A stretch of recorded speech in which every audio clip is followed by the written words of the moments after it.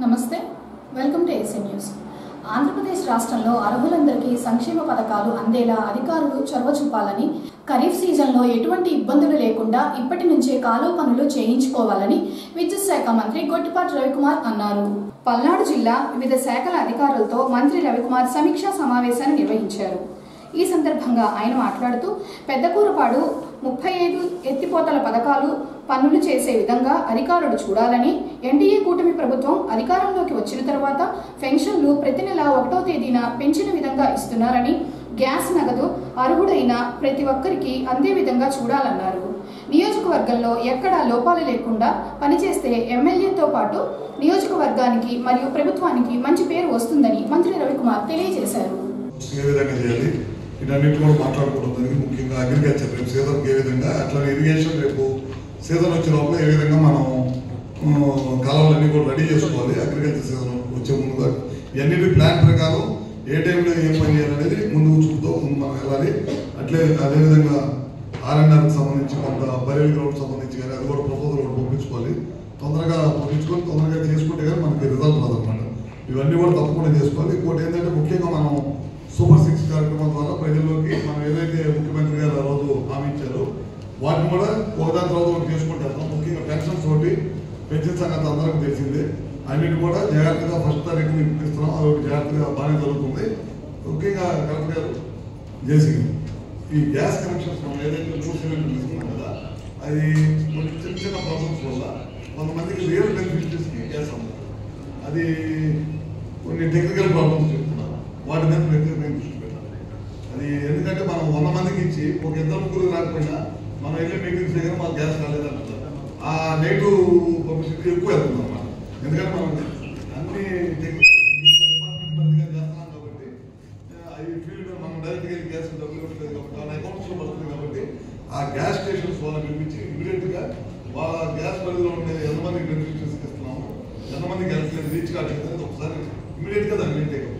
మిగతా అమ్మఒడి కానీ అవన్నీ నెక్స్ట్ ఫైనల్ ఇచ్చేస్తా ఉన్నారు. మీరు చూసి ఉంటారు 99 మందికి ఇచ్చి ఒకరు పడకపోయినా మనం వెళ్ళిన దగ్గర మాకు రాలేదంటారు. అది ఎవరో ఒక పేపర్ తీసుకొచ్చి వీళ్ళు చెప్పిన పథకం అన్ని అబద్ధాలని అవి వరకు ప్రచారం చేయడానికి రీజన్స్ ఉంది. దాని మీద కూడా ముఖ్యమంత్రి గారు ప్రత్యేకమైన దృష్టి పెట్టనున్నారు.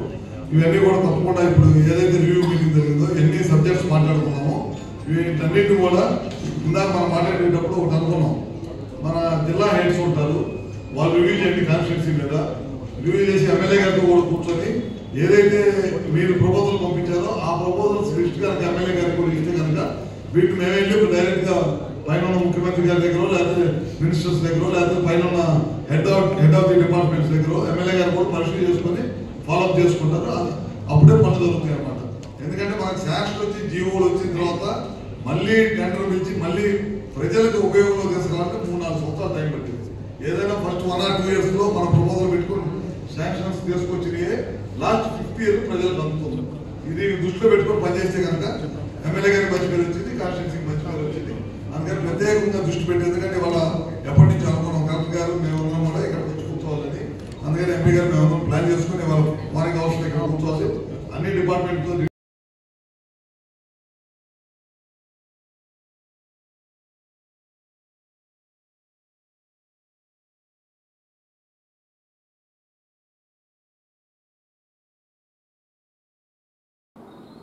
అద్దంకి పురపాలక సంఘం పరిధిలో జరిగే అభివృద్ధి పనులకు ప్రజల సహకారం ఎంతో అవసరమని, వార్డులో చేపట్టే సిమెంట్ రోడ్డు, డ్రైనేజీ నిర్మాణాలకు నాణ్యత లోపం అనేది కనపడకూడదని అద్దంకి పురపాలక సంఘ కమిషనర్ రవీంద్ర అన్నారు.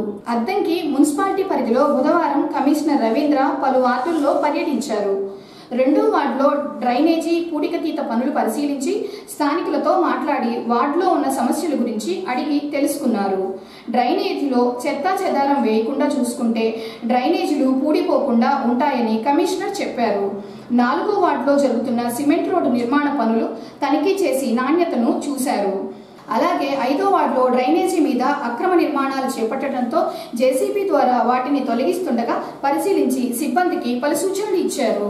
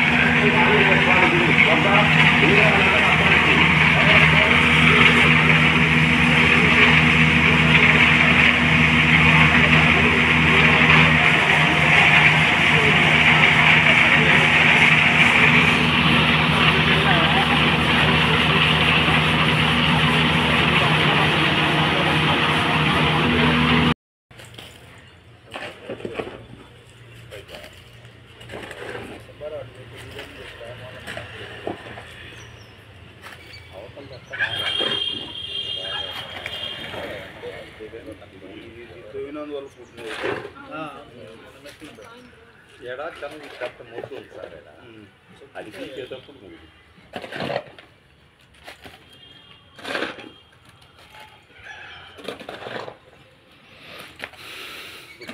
పెట్టుకుంటావు ప్రారీ కూడా పెడదామంటే ఆయన ఏదో మాట్లాడుతున్నాడు అయ్యి గారు ఎందుకంటే పెడతారని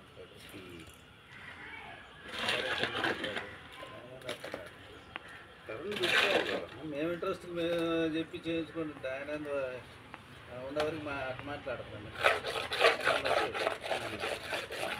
ఎందుకంటే డబ్బులు వేసుకుంటే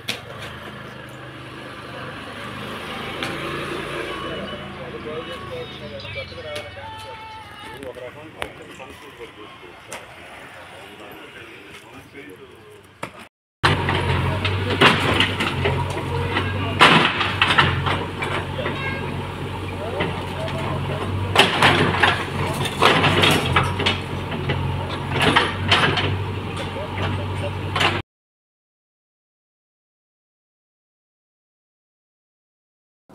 కేంద్ర ప్రభుత్వం అమలు చేసే సంక్షేమ పథకాలు అన్ని అద్దెంకి నియోజకవర్గంలో ఉన్న ప్రతి లబ్ధిదారుడికి అందే విధంగా కృషి చేయాలని భారతీయ జనతా పార్టీ జిల్లా అధ్యక్షులు బంగారు బాబు అన్నారు. అద్దెంకి పట్టణంలోని మౌర్య మెడికల్ భవనం నందు బీజేపీ నాయకులు యలమందారావు ఆధ్వర్యంలో భారతీయ జనతా పార్టీ నాయకులతో సమావేశాన్ని ఏర్పాటు చేయగా పార్టీ జిల్లా అధ్యక్షులు బంగారు బాబు హాజరై మాట్లాడారు. తన మీద నమ్మకంతో బీజేపీ పార్టీ జిల్లా అధ్యక్షులుగా నియమించినందుకు రాష్ట్ర అధ్యక్షురాలు పురంధరేశ్వరికి రుణపడి ఉన్నారని, అద్దెంకి నియోజకవర్గ బీజేపీ పార్టీ బలోపేతం కోసం ప్రతి ఒక్కరూ కృషి చేయాలని, కేంద్ర ప్రభుత్వం అమలు చేసే సంక్షేమ పథకాలు అద్దెంకి నియోజకవర్గంలో ఉన్న ప్రతి పేదవాడికి అందే విధంగా చూడవలసిన బాధ్యత బీజేపీ నాయకులపై ఉందన్నారు. భారతీయ జనతా పార్టీ రాష్ట్ర అధ్యక్షులు శ్రీమతి దగ్గుబాటి పురంధేశ్వరి మేడం గారి ఆదేశానుసారం రాష్ట్ర వ్యాప్తంగా భారతీయ జనతా పార్టీ 45వ ఆవిర్భావ దినోత్సవ వేడుకల్లో భాగంగా సంస్థాపన దివాస్ అనే కార్యక్రమంలో భాగంగా 6వ తారీఖు నుంచి 14వ తారీఖు వరకు అన్ని కార్యక్రమాలు జరుగుతూ ఉన్నాయి. ఆ యొక్క కార్యక్రమాల్లో భాగంగా ఈరోజు అద్దంకి నియోజకవర్గంలో శక్తి కేంద్రాలు ఏదైతే ప్రతి మండలంలో 25 మంది క్రియాశీలక సభ్యులు ఉన్నారో క్రియాశీలక సభ్యులతో సమావేశం సందర్భంగా ఈ అద్దంకి నియోజకవర్గంలో ఉన్నటువంటి మండలాధ్యక్షులు క్రియాశీలక సభ్యులతో ఇక్కడ సమావేశం జరిగింది. ఈ సమావేశంలో భారతీయ జనతా పార్టీ ఎలా ముందుకు వెళ్తున్నాం, ఈ రాష్ట్రంలో కూడా మరి కూటమి సర్కారులో ఎన్డీఏలో ప్రభుత్వంలో భాగస్వామ్యంలో ఉన్న మనం ఈ రాష్ట్రానికి నిధులు ఏ విధంగా ఇచ్చి రాష్ట్ర అభివృద్ధికి మనం అభివృద్ధికి ఎలా తోడ్పాటును అందిస్తున్నాము, మరి ఆ విషయాల మీద అవగాహన కల్పిస్తూ మళ్ళీ రేపు పల్లెకి పోదాం కార్యక్రమం కావచ్చు, అంబేద్కర్ గారి యొక్క నిజమైనటువంటి అంబేద్కర్ ఆశయాలని నెరవేరుస్తున్నటువంటి భారతీయ జనతా పార్టీ మరి అంబేద్కర్ గారిని పేరును వాడుకొని కాంగ్రెస్ పార్టీ ఏ విధంగా అన్యాయాలు చేసిందో వివరించే భాగంగా రేపు 13వ తారీఖు ఈ రాష్ట్రంలో ఉన్నటువంటి అంబేద్కర్ విగ్రహాలన్నింటిని కూడా శుద్ధి చేసి ఒక క్యాండిల్ వెలిగించి 14వ తారీఖు ఆయనకి పూలమాలలు అర్పించి అంబేద్కర్ గారి ఆశయాలను అంబేద్కర్ గారి ఆలోచనను ఏ విధంగా మన భారతీయ జనతా పార్టీ ఆవిష్కరిస్తుందో తీసుకెళ్లే కార్యక్రమం కూడా ఆ కార్యక్రమాలన్నిటి కూడా ఇక్కడ అందరూ కూడా తెలియజేయడం జరిగింది. మరి ఇక్కడ ఉన్నటువంటి భారతీయ జనతా పార్టీ పట్టణ అధ్యక్షులు కావచ్చు, మండల అధ్యక్షులు కావచ్చు, సీనియర్ నాయకులు కావచ్చు, అందరూ కూడా కలిసి ఈ యొక్క కార్యక్రమాలని ఉమ్మడి కార్యాచరణతో గ్రామాల్లోకి తీసుకువెళ్ళే విధంగా కార్యాచరణ రూపొందించుకుంటూ ఈ కార్యక్రమం ఇక్కడికి ఏర్పాటు చేయడం జరిగిందని తెలియజేసుకుంటూ మరి బాపట్ల జిల్లా అధ్యక్ష బాధ్యత మొట్టమొదటిసారిగా అద్దంకి కేటాయించినందుకు శ్రీమతి దగ్గుబాటి పురంధేశ్వరి మేడం గారి అభిమానుల తరపున కూడా చిన్నమ్మ గారికి హృదయపూర్వక ధన్యవాదాలు తెలియజేసుకుంటూ బీజేపీ పార్టీలో తనకిచ్చిన బాధ్యతల్ని పూర్తిగా నెరవేరుస్తూ పార్టీలో తనకొక ప్రత్యేకమైన స్థానాన్ని అంచెలంచెలుగా సంపాదించుకుంటూ మరి ఈరోజు అద్దంకి నియోజకవర్గం నుంచి బాపట్ల జిల్లా అధ్యక్షులుగా నియమితులైనటువంటి సోదరుడు బంగారు బాబు గారికి ముఖ్యంగా కలిసి మన అభినందనలు తెలియపరుస్తూ మరి ఈ కార్యక్రమం ముఖ్య ఉద్దేశం అద్దంకి నియోజకవర్గం నుండి మనం సుమారు 5 నెలల నుంచి పార్టీ కార్యక్రమాలని మనం ఏ విధంగా మీ అందరితోటి కలుసుకొని సభ్యత్వం నమోదు కాడి నుంచి క్రియాశీల సభ్యులుగా ఉంటాం, బూత్ కమిటీలు, శక్తి కేంద్రాలు, మండల అధ్యక్షుల ఎన్నికలు, ఇక మనకి మిగిలి ఉన్నది మండల కమిటీలు ఏర్పాటు చేయటం, శక్తి కేంద్రాలు ఏర్పాటు చేయటం, ఆ కార్యక్రమాలను ముందుకు నడిపిస్తూ ఉన్నాం. అలానే మరి 6వ తారీఖు నుంచి మన బీజేపీ పార్టీ కార్యక్రమాలని మనం సుమారు 10 రోజుల పాటు సుమారు 22వ తారీఖు దాకా ఈ పార్టీ కార్యక్రమాలని ప్రతి గ్రామంలో మనం ఎలా బీజేపీ పార్టీ నరేంద్ర మోడీ గారి చరిస్మాతో ఇవాళ ప్రపంచంలోనే ఒక బ్రాండ్ ఇమేజ్ని ఆ ఇమేజ్ని తీసుకొస్తున్నటువంటి అతిపెద్ద ప్రపంచంలో అతిపెద్ద పార్టీ మనం బీజేపీలో ఉన్నందుకు అందరం గర్వపడాలని చెప్పి నేను కోరుకుంటున్నాను. అలానే ఈ కార్యక్రమాలు ఏదైతే పార్టీ మనకి కార్యక్రమాలని ఇచ్చిందో ఆ కార్యక్రమాలని ప్రతి ఒక్క బూత్ అధ్యక్షులు కానీ క్రియాశీల సభ్యులు కానీ అందరూ కూడా ఇంటింటికి తీసుకెళ్ళి ఆ కార్యక్రమాలను విజయవంతం చేయాల్సిందిగా అందరినీ కోరుతున్నాం. అలానే మన 6వ తారీఖు మన అద్దెంకిలో మనం శ్రీరామనవమికి శుభాకాంక్షలు చెప్పుకుంటూ మరి అద్దెంకిలో భారీ స్థాయిలో మనం బైక్ ర్యాలీ కూడా చేసి దాన్ని విజయవంతంగా నిర్వహించాం. అలానే మనం చేసే కార్యక్రమాలని అద్దెంకి నియోజకవర్గంలో ఒక రోల్ మోడల్ కాదు, ముఖ్యంగా అద్దెంకి నియోజకవర్గం నుంచి ఒక అధ్యక్ష స్థానం బాపట్ల జిల్లాకు ఉన్నాడు కాబట్టి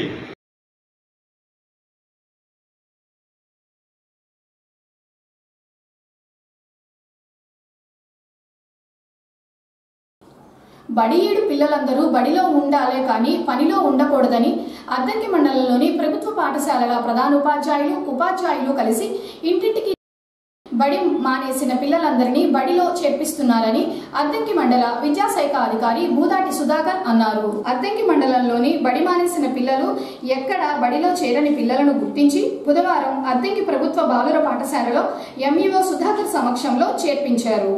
ఈ సందర్భంగా ఎంఈఓ మాట్లాడుతూ అద్దంకి మండలంలో ఎప్పుడు ఎక్కడ ఏ పాఠశాలలో చేరని 51 మందిని గుర్తించి ప్రభుత్వ పాఠశాలలో చేర్పించారని, ప్రభుత్వ పాఠశాలలో చదువుకునే విద్యార్థుల కోసం ప్రభుత్వం తల్లికి వందనం పథకంతో పాటు విద్యార్థులకు ఉచితంగా పుస్తకాలు, యూనిఫామ్, మధ్యాహ్న భోజనం వంటి వసతులు కల్పిస్తున్నారని ఎంఈఓ సుధాకర్ చెప్పారు. ఈరోజు అద్దంకి మండలంలో ఎక్కడ కూడా చేరిన విద్యార్థులు మొత్తాన్ని 51 మంది గుర్తించాము. ఈ 51 మంది కూడా ప్రభుత్వ పాఠశాలలు, ప్రైవేటు పాఠశాలలు చదువుతున్నారు. వాళ్ళు ప్రత్యేక డ్రైవ్ పెట్టి పాఠశాల చేరుస్తున్నాము. దీనికి తల్లిదండ్రులందరూ కూడా సహకరించాలి. అదేవిధంగా పాఠశాల ప్రధాన ఉపాధ్యాయులు, పాఠశాల పనిచేసిన ఉపాధ్యాయులు అందరూ కూడా ఒక డ్రైవ్ పెట్టి పాఠశాలలో విద్యార్థి చేర్చుకోవాలి. దీనికోసం మన ప్రభుత్వం వారు అనేక పథకాలు ప్రవేశించారు. అమ్మకు వందనం, తల్లికి వందనం, తర్వాత పుస్తకాలు కానీ, యూనిఫామ్ కానీ, మధ్యాహ్నం భోజనం కానీ రకరకాల ఐటమ్స్ కోసం మనం ప్రవేశపెట్టారు. తల్లిదండ్రులను గమనించి వారి పిల్లల్ని ప్రభుత్వ పాఠశాల చేర్చవలసిన కోరుచున్నాము.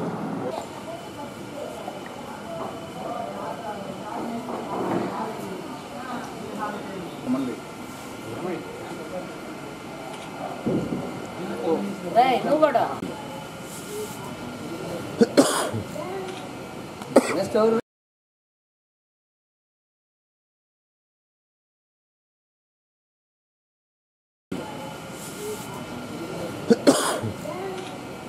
నెక్స్ట్ ఎవరు? రేపు బడికి రావాలి అందరూ. రేపు మీకు అందరూ 15,000 డబ్బులు నేను నేర్పిస్తా, గ్యారంటీగా హాస్టల్లో చేర్పిస్తాం అందరినీ.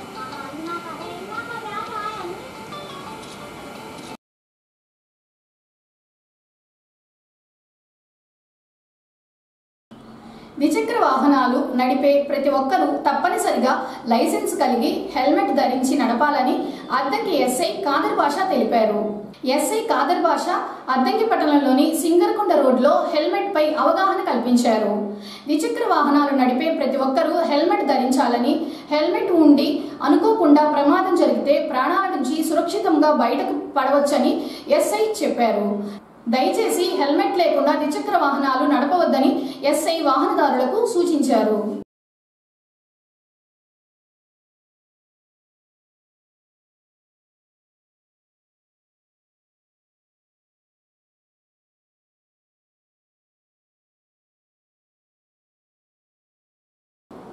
మహాత్మా జ్యోతిరావు పూలే బాబాసాహెబ్ అంబేద్కర్ జయంతి ఉత్సవాల సందర్భంగా ఈ నెల 10వ తేదీన మాలమహానాడు ఉత్సవాల కమిటీ ఆధ్వర్యంలో అద్దంకి నియోజకవర్గంలో పాఠశాల విద్యార్థులకు వ్యాసరచన వ్యక్తిత్వ పోటీలు నిర్వహిస్తున్నారని మాలమహానాడు అధ్యక్షులు కిరణ్ కుమార్ తెలిపారు. పోటీలకు సంబంధించిన కరపత్రాలను బుధవారం తిమ్మాయిపాలెం జడ్పీ హైస్కూల్లో ప్రధానోపాధ్యాయులు గంగాధర్ ఆవిష్కరణ చేశారు. ఈ సందర్భంగా కిరణ్ మాట్లాడుతూ భారత రాజ్యాంగ నిర్మాత డాక్టర్ బిఆర్ అంబేద్కర్ 134వ జయంతి సందర్భంగా గురువారం మధ్యాహ్నం 1 గంటకు బిఆర్ అంబేద్కర్ జీవిత చరిత్రపై వ్యాసరచన పోటీలు మరియు పూలే జీవిత చరిత్రపై వ్యక్తిత్వ పోటీలు ప్రభుత్వ బాలుర పాఠశాల ఆవరణలో జరుగుతాయని, గెలుపొందిన విద్యార్థులకు 5,116, 3,116, 2,116 రూపాయల చొప్పున బహుమతులు అందజేయనున్నారని అన్నారు. భారతరత్న బాబాసాహెబ్ డాక్టర్ అంబేద్కర్ జయంతి సందర్భంగా అద్దంకి నియోజకవర్గ స్థాయిలోని పాఠశాల మరియు కళాశాల విద్యార్థులకు వ్యాసరచన మరియు వక్తృత్వ పోటీలు నిర్వహించబడును. వ్యాసరచన అంశం అంబేద్కర్ జీవిత చరిత్ర. దీంట్లో మొదటి బహుమతి 5,116, రెండవ బహుమతి 3,116, మూడవ బహుమతి 2,116, నాలుగవ బహుమతి 1,116 ఇవ్వడం జరుగుతుంది. అదేవిధంగా వక్తృత్వ పోటీలకి అంశం పూలే జీవిత చరిత్ర గురించి మొదటి బహుమతి 5,116, రెండవ బహుమతి 3,116, మూడవ బహుమతి 2,116, నాలుగవ బహుమతి 1,116. ఈ పోటీలు రేపు 10/4/2025 సమయం వచ్చేసరికి మధ్యాహ్నం 1:30కి వేదిక శ్రీ ప్రకాశం బాలుర ఉన్నత పాఠశాల నందు జరుగుతోంది. పోటీల్లో పాల్గొన్న ప్రతి విద్యార్థులకు కూడా బహుమతులు అందజేయబడతాయి.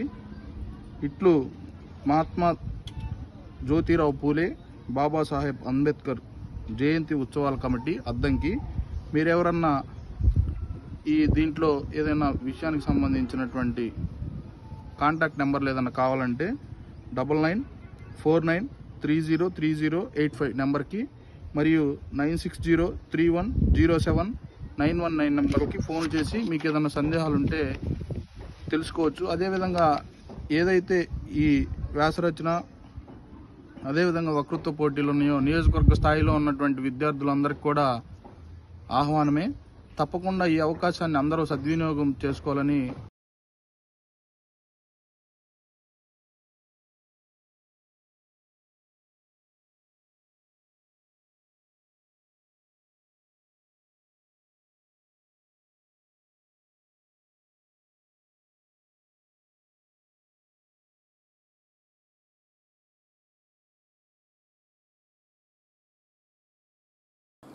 ఏఎస్ఎన్ న్యూస్ ఇంతటితో సమాప్తం. నమస్కారం.